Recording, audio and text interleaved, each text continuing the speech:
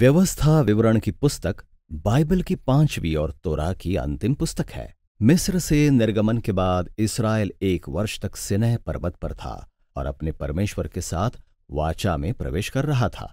और फिर उन्होंने जंगल से होकर विनाशकारी पैदल यात्रा की और निर्गमन की पीढ़ी ने अब्राहम से प्रतिज्ञा किए गए देश में प्रवेश करने से स्वयं को अयोग्य ठहरा दिया। और इसीलिए व्यवस्था विवरण की पुस्तक मूसा द्वारा नई पीढ़ी के सामने खड़े होकर उन्हें तोरा के नियम समझाने से शुरू होती है और यहीं से पुस्तक की रचना और उसका उद्देश्य प्रकट होता है। व्यवस्था विवरण मूसा के भाषणों की एक श्रृंखला है जहां वो इस्राएल की नई पीढ़ी को अपने परमेश्वर के साथ स्थापित वाचा के प्रति विश्वास योग्य रहने को बुलाता है। पुस्तक के ठीक मध्य में नियमों का एक संग्रह है जो परमेश्वर और इस्राएल के बीच की वाचा की शर्तें हैं। कुछ नियम नए हैं, लेकिन बहुत से सिनै पर्वत पर पहले से दिए गए नियमों में से दोहराए गए हैं और वास्तव में इसी से इस पुस्तक का नाम पड़ा है। यूनानी शब्द ड्यूटरोनोमियन, जिसका अर्थ है दूसरी व्यवस्था। अब इन नियमों के इर्द गिर्द मूसा के भाषण के 2 बाहरी खंड हैं। इनमें से प्रत्येक को 2 भागों में बांटा गया है। आइए इसकी गहराई में चलें और देखें कि ये सब कैसे काम करता है। मूसा सबसे पहले अब तक की कहानी का सार प्रस्तुत करता है और बताता है कि पिछली पीढ़ी कितनी विद्रोही थी। जंगल में परमेश्वर के अनुग्रह और उसकी पूर्ति के निरंतर बने रहने के बावजूद उन्होंने ऐसा किया था। परमेश्वर ने उन्हें दंड भी दिया, लेकिन उसने अपनी वाचाई प्रतिज्ञाओं को नहीं त्यागा। इसके बाद बहुत ही जोशीले उपदेशों की एक श्रृंखला आती है जहां मूसा इस नई पीढ़ी से कहता है कि वे वाचा के प्रति अपने माता पिता से भी अधिक विश्वास योग्य बने रहें। वो उन्हें 10 आज्ञाओं की याद दिलाता है और फिर इस खंड के केंद्र में शेमा नामक एक प्रसिद्ध पंक्ति है। मूसा ने कहा, हे इस्राएल सुन, यहोवा हमारा परमेश्वर है, यहोवा एक ही है। तू अपने परमेश्वर यहोवा से अपने सारे मन और अपने सारे प्राण और सारी शक्ति के साथ प्रेम रखना। ये यहूदी धर्म में एक बहुत ही महत्वपूर्ण दैनिक प्रार्थना बन गई और ये पुस्तक के सब विषयों को एक साथ लाती है। शब्द सुनना या इब्रानी में शेमा का अर्थ सिर्फ सुनने से भी कहीं अधिक है। इसके अर्थ में सुनकर उसका प्रत्युत्तर देना शामिल होता है, या फिर हिंदी में कहें तो आज्ञा मानना। और इब्रानी में प्रेम शब्द का अर्थ केवल भावना से कहीं अधिक है। यह परमेश्वर के प्रति पूरे मन से समर्पित रहने के निर्णय के विषय में है, जिसमें आपकी इच्छा और आपकी भावनाएं, आपका मन और आपका हृदय शामिल होता है। अब इस्राएल के लिए परमेश्वर के प्रति उनकी आज्ञाकारिता और उनके समर्पण ने एक बहुत बड़े उद्देश्य को पूरा किया।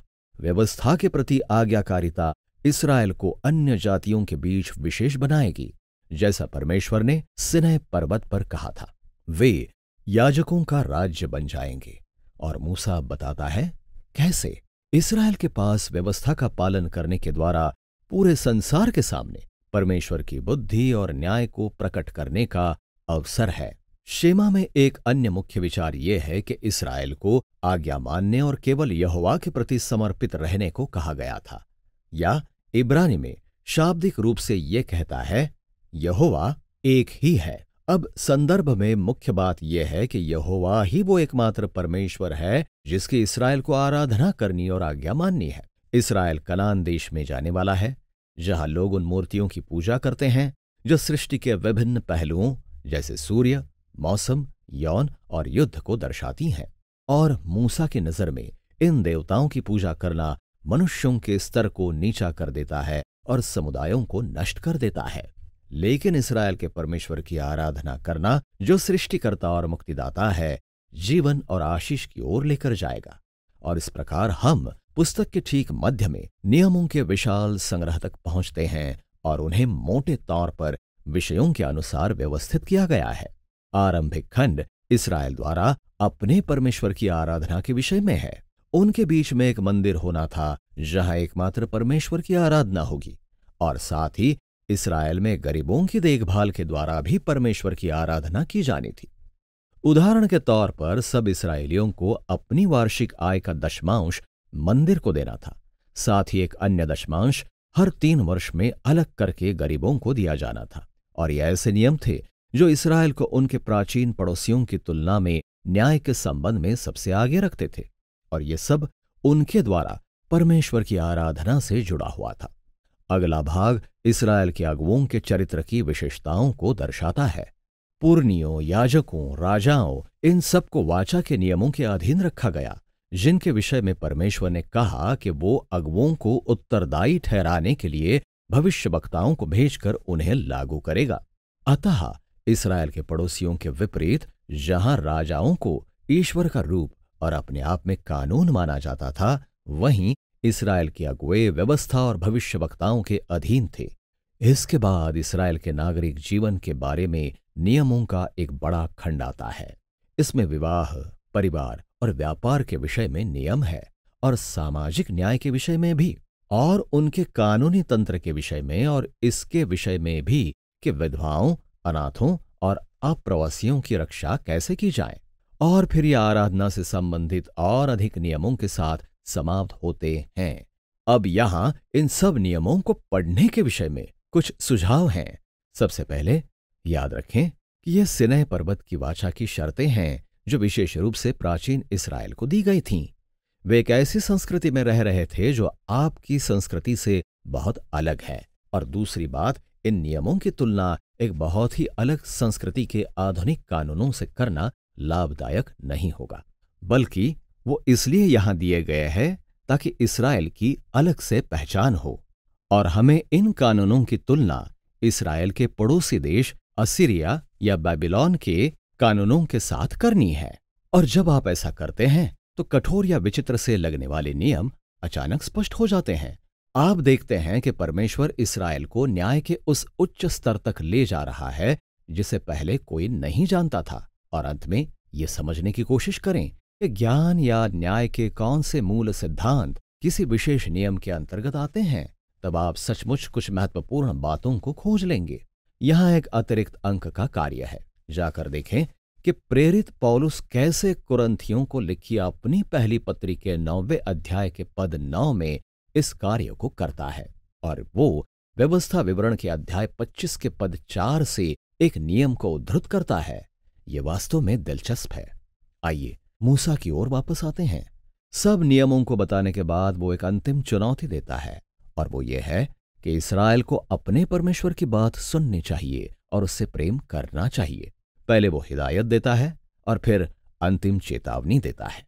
यदि इस्राएल अपने परमेश्वर की बात सुनता और उसकी आज्ञा मानता है तो सब कुछ अच्छा रहेगा, बहुत सी ईश्वरीय आशीष मिलेगी।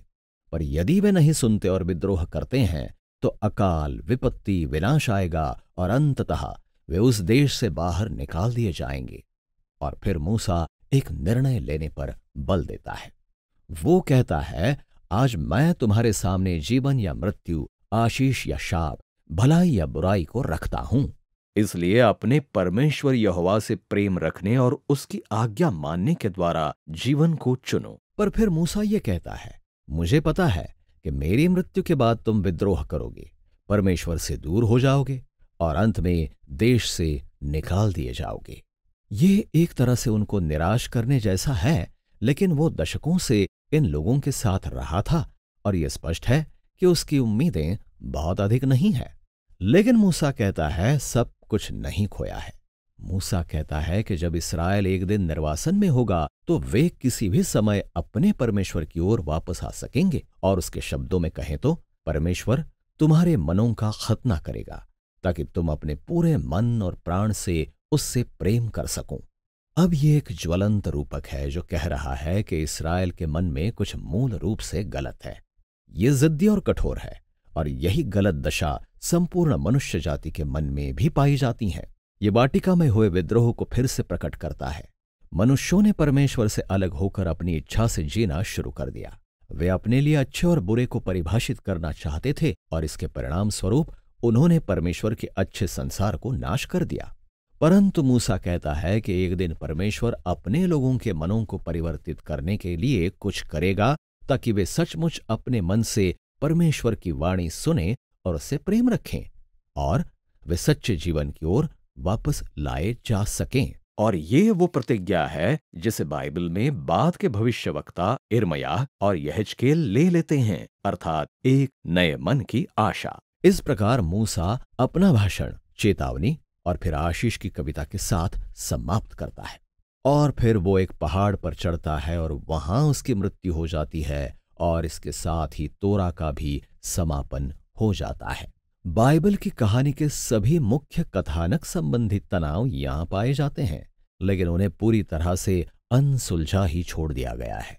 स्त्री का वंशज कब आकर बुराई को पराजित करेगा, या परमेश्वर कैसे पूरे संसार को बचाएगा और इस परिवार के द्वारा सब जातियों को आशीष देगा, और परमेश्वर की पवित्रता का मेल उन लोगों के साथ कैसे हो सकता है जो निरंतर विद्रोह करते रहते हैं, और परमेश्वर कैसे अपने लोगों के मनों को परिवर्तित करेगा, इसका पता लगाने के लिए आपको बस पढ़ते रहना होगा। लेकिन अभी के लिए व्यवस्था विवरण की पुस्तक इसी विषय में है।